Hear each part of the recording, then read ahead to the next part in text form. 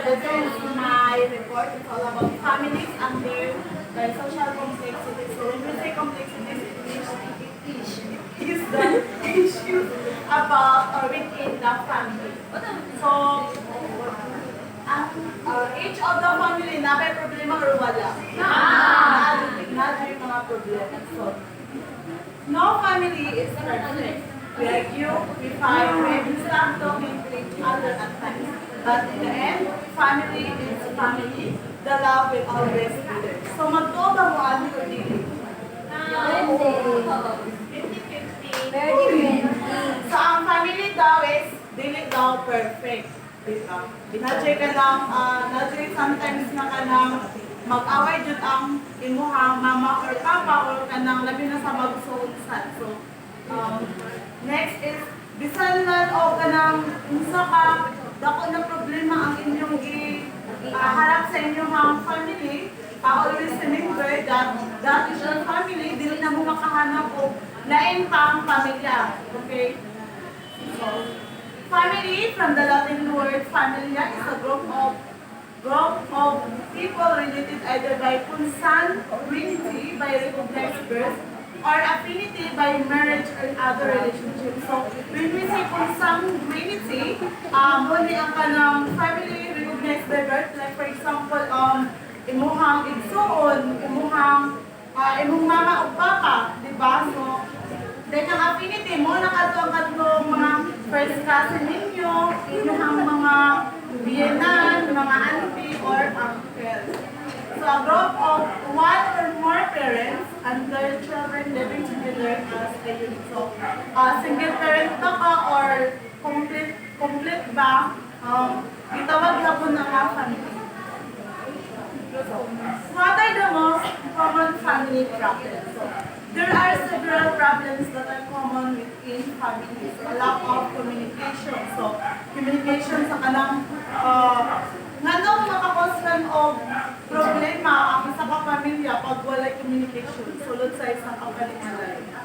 30 naman siya. Muna ka overthink. Kaya mag-overthink ang isa. Then isa pa, isa pa itong Jimmy. Lahat sila connection. Oo. So, muna ka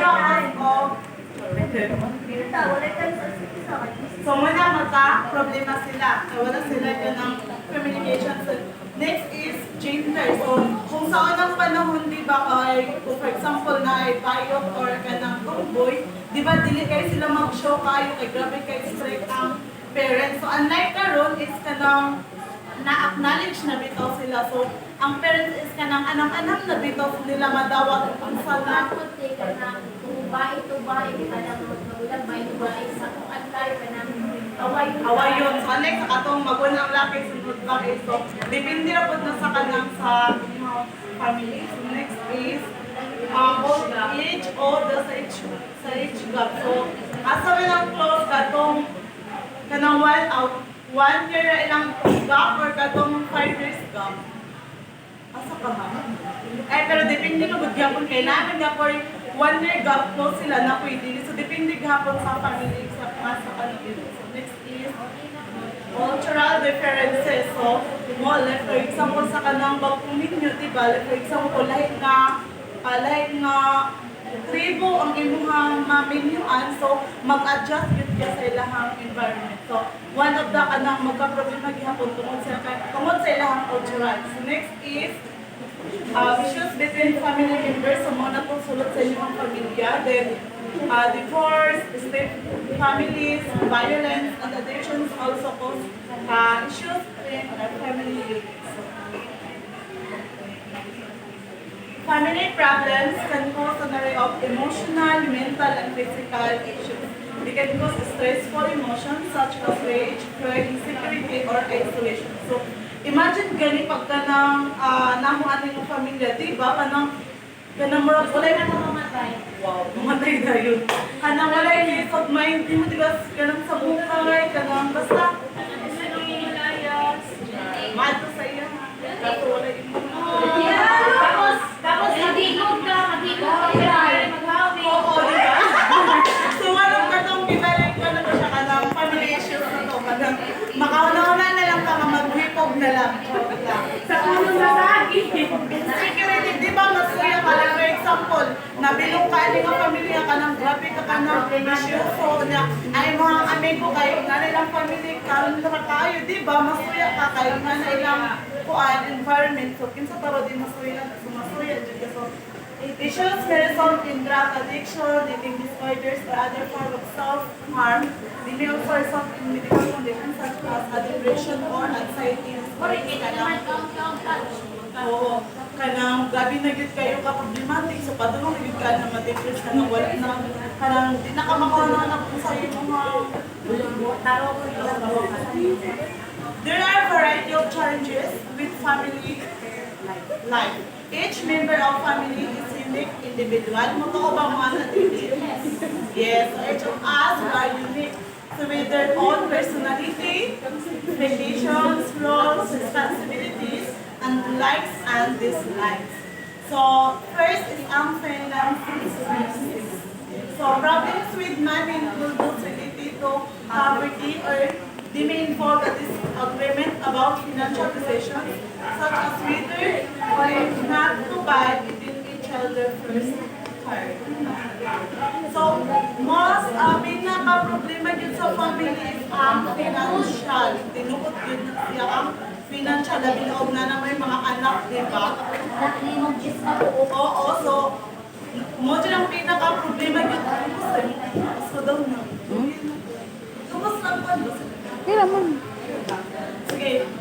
Mo dyan ang pinaka-problema ang kanang kwarta, di ba? So, labi na ka ng walay trabaho, yung mga parents. Bago naman ang asawa, tapos may palit na data. Yun naman siya po namin mama at papa. So, May palit ng pampers. o, di ba? Sa isa yung pag-minute Joyce. Lesson learned. So, finances. So, number one dyan ang problema. Finances. So, kung gusto naman mo magkaminyo, so dapat stable dyan mo ha para Char. lagi ko. Stable mo ba? Hindi malingon nga kay stable. Hindi na ma-problem. Naman yapon ka lang Wala na mga business. Business nilang problema. Parehas na sila na ikwarta. Magdalis na sila kung saan paliton, di ba? Palit ako. Baka.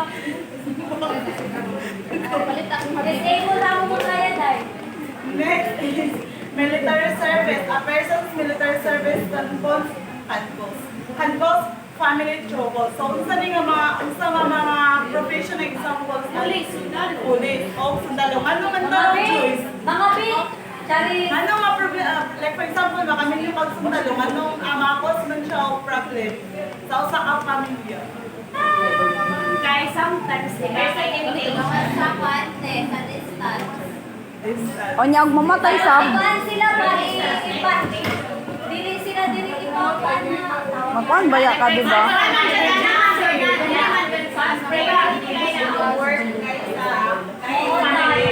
Yes.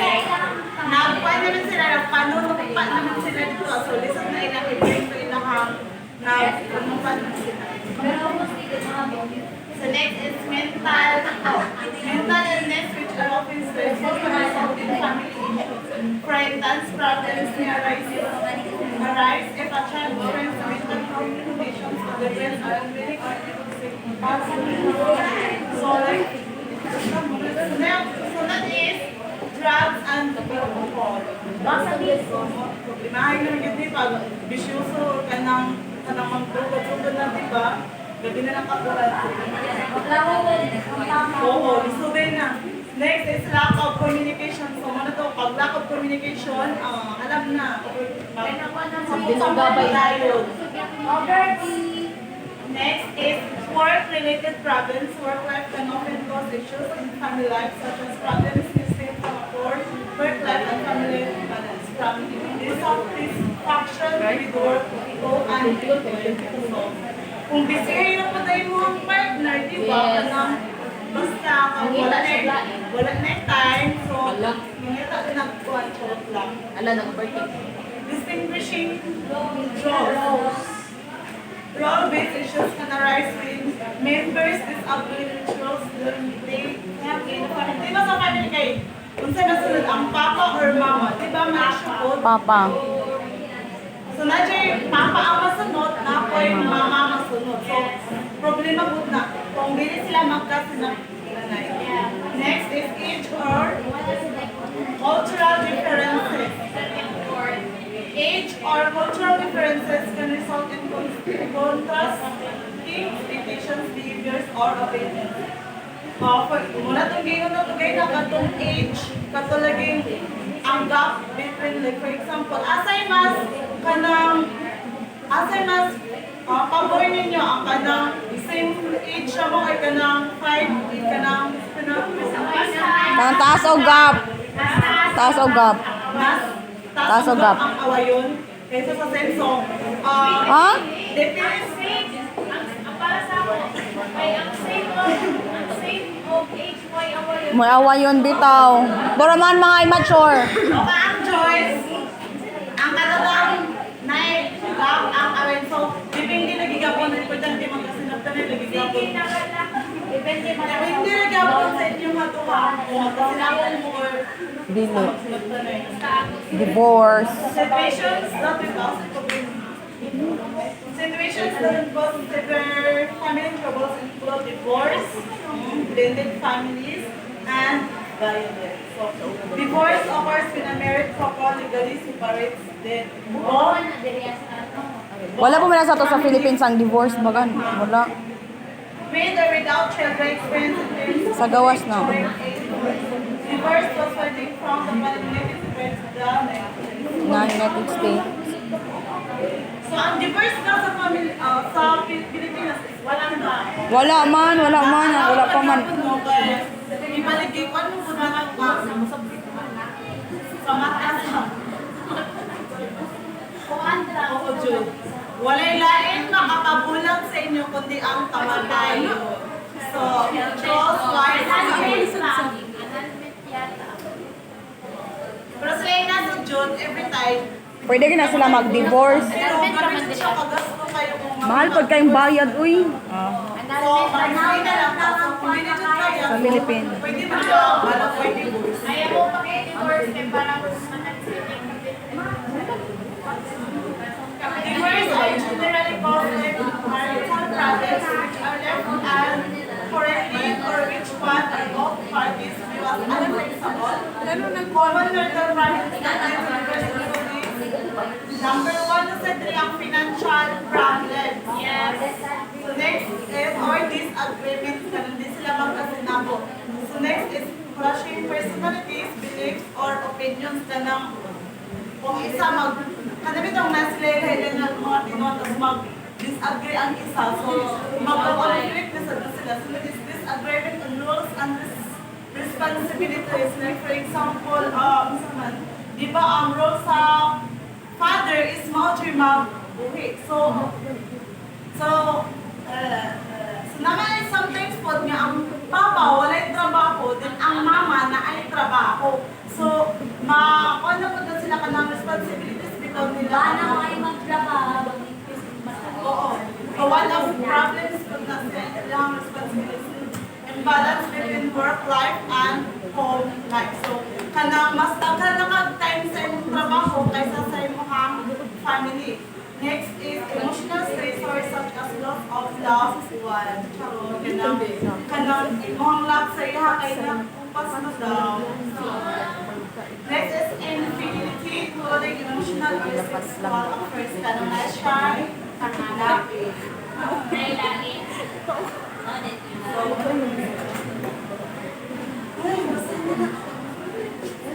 Family complicity is more than it to us. So family complicity refers to a between family structure, the parental relationship with children and one another.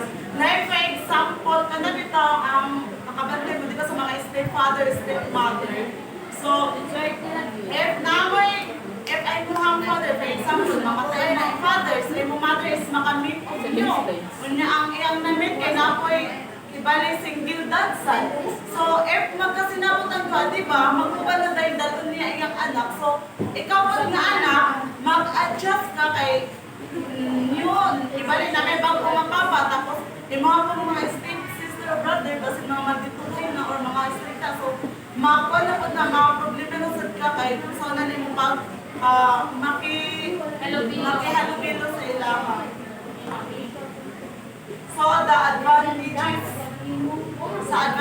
sa kanang atong nice stepfather o kanang mga blended families, iba ni sa katong stepfather, stepmother. Ang advantages is fresh start. Step families, other people, a fresh start, and a happy life, and a better life live for a partner and their children. Furthermore, if the children see their parents and their parents' partner in happy and stressful relationship without the children, the sons become happier and wants to have a stable family structure to grow up. So, isang advantage is ka na mag-start na sa new start dito sa imuhang life. For example, is sa una na kapag nakaot ka ng miserable ka ng gabito ka ng kulot na ano then makamit na po ka o ka ng new ka ng responsibilities na so makahanap ka maka-fresh start ka sa imuhang new marriage life. So next is financial stability. So kung maswertihan ka, kung makamit ka ng napoy trabaho, so swerte-swerte na gihapon. In their world, your children and adults experience divorce and remarriage in some way, groups understand the importance of good relationships and fact that not every family is perfect. They can also compare both family situations again and learn from any mistakes that they have been in their family situation and also take on board of better role models of blended families give children another adult to look up to learn from which makes it easier for them to see and take positive traits. So, muna po ni ang disadvantages sa blended family ang jealousy. Manuwag silo-silos na. So, having two families or one family that is formed of the previous family can cause both children and parents involved to begin comparing the different situations and preferring one to the other. This can cause problems in relationships. For example, if a child prefers spending time with the original father over the original mother. So, jealousy, di ba kung, like for example, ang imong, like for example, imong mama ka, ang new favorite na kay kata imong step sister, step brother, di ba? Oo, so di ba, magsilos yun ka na. So that is confusion around growth. So, there might be some confusion around who has the right to discipline the children, o di ba? Kung si step, ibalik kung imuhang ikaw sa stepfather niya, badlo mo na sa kanang yung asawa, kuhan ba, malain ba ka, magkasukan imuhang tinuod ng anak o dili. So, magka-conflict ihapon sila. Okay. Like for example, yung mga anak sa una, kasaban mo yung mga new karon, makuha niya.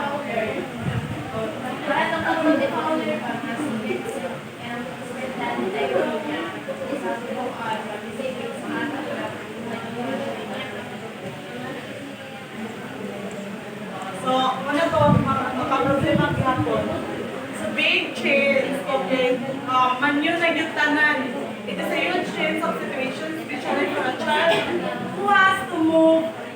Dili ba, big change. Nakibali ba na change, ibali to move house and live with new people. Okay? Di ba, disadvantage gihapon ka kay, kung dito sa inyong balay, kay kabibig kaayo ka, pag abot mo sa inyo mo, kaya ginamit sa inyong papa, kay magtinakay. So, di na kayo ka makapag-ibig, kay dapat mag-tuntuan